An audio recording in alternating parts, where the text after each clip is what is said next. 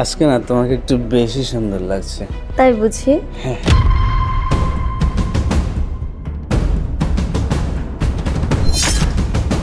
বাসা!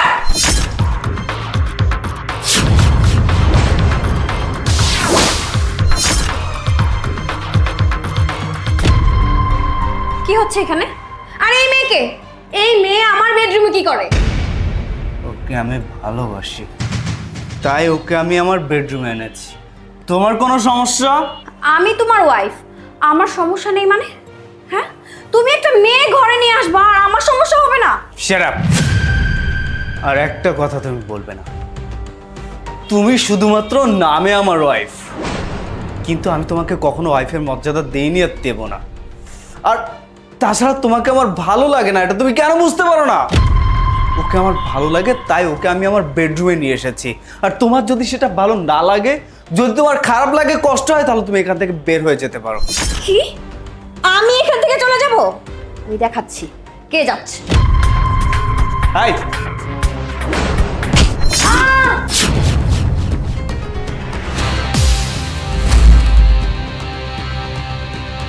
হাই, তুমি এটা কি করলে? একটা মেয়েকে মেরে ফেললে? কি? না না, এই মেয়েকে আমি মারিনি। ধরো এটা। এই মেয়েকে তুমি মারছো, আমি মারিনি। কারণ ওকে নিয়ে আসছো তুমি সাথে করে।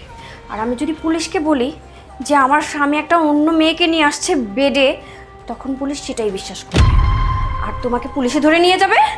আর এই সমস্ত কিছুর মালিক আমি হব। এই, তুমি এসব কি বলছো? আমি মেরেছি মানে? ওকে তো তুমি মারলে, আমার দোষ কেন দিচ্ছ?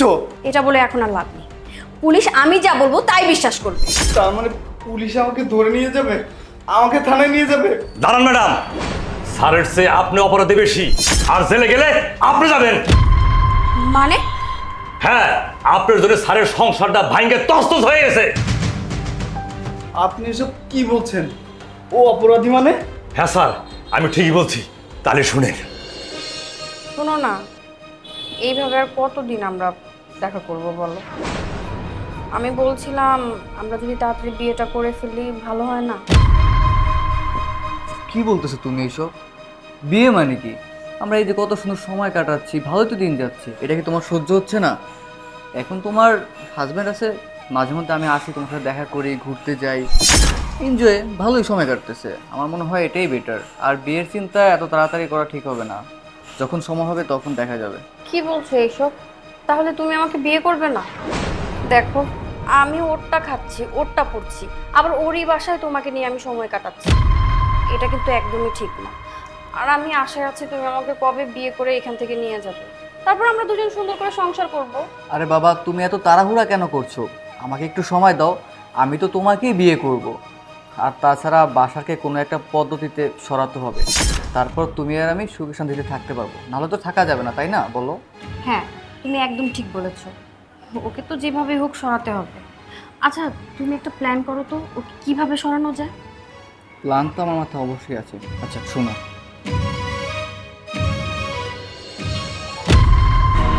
নিপা, তার মানে আমার অবর্তমানে তুমি পরকীয়া করতে?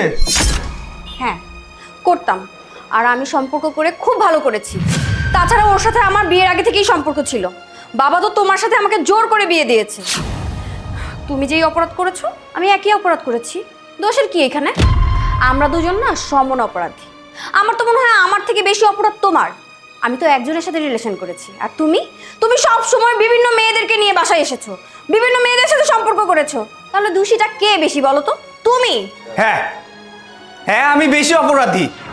অপরাধ কেন করেছি জানো? শুধুমাত্র তোমার জন্য। কারণ বিয়ের পর থেকে তুমি আমাকে কখনো ঠিক মতো সময় দাওনি, তুমি কখনো আমার কথা শোনোনি। তুমি সবসময় তোমার নিজের মতো চলেছো, তোমার নিজের যা ইচ্ছা তাই করেছো। আমার ইচ্ছাকে কখনো প্রাধান্য দাওনি। আমি কি করব বলো? আমি এজন্যই তো বিভিন্ন মেয়ের সাথে সম্পর্ক করেছি, তাদের মাঝে আমি আমার বউয়ের ভালোবাসা খুঁজেছি। আর তুমি আমার সাথে প্রতারণা করে গেছো এভাবে।